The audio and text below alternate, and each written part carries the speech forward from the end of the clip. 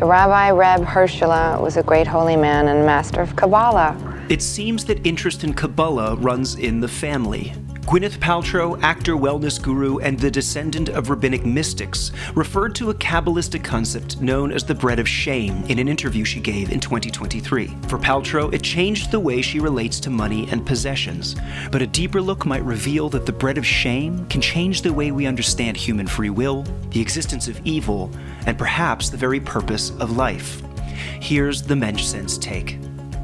In her interview with the magazine Bustle, Gwyneth Paltrow confessed that she pays for her own products from the wellness company Goop, of which she is the founder and CEO. The reason she gave is because of something called the bread of shame. Here are her own words, as interpreted by an AI version of Gwyneth Paltrow's voice.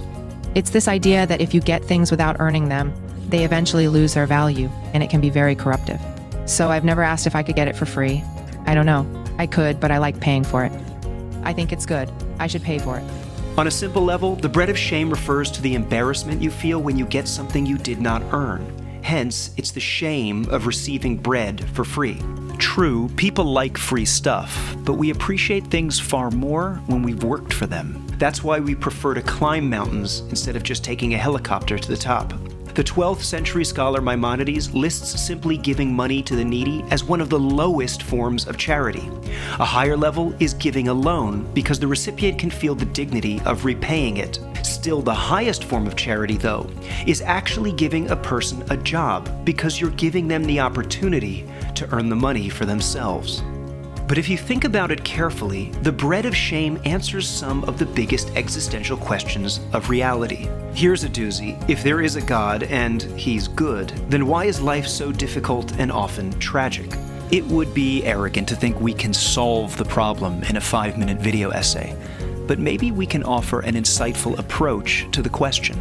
If you were to design a universe to maximize the pleasure of its sentient beings, what would it look like? Try blue. It's the new red. Ooh. For most of these utopian visions, you've got one major problem. You have turned humans into codependent infants. In a world where good is the only option, no one has earned their pleasure. As a result, the world becomes a prison with golden handcuffs. The only way to design a system that rewards effort is to introduce the concept of free will. It's the ability to make a choice of good over evil, of selflessness over ego, truth over falsehood. That's what gives us the real satisfaction of whatever reward we receive. This, of course, still leaves us with many questions as to why the world looks exactly as it is. Does it need to include as much misery and pain as the reality we currently inhabit? It's a very worthy question, but a Mensch Sense video wouldn't quite do it justice. The point is to acknowledge that a truly perfect world requires some level of difficulty, of friction, of resistance that needs to be overcome. According to many thinkers, the Western world has entered an age of decadence. We value comfort over effort.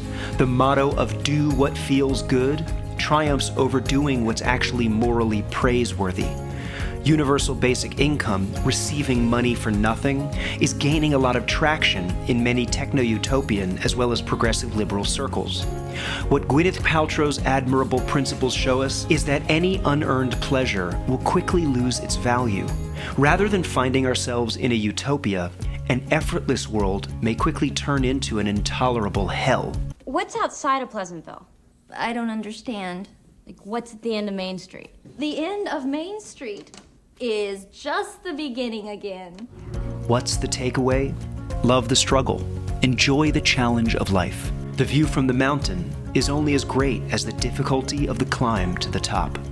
And that makes Mensch Sense.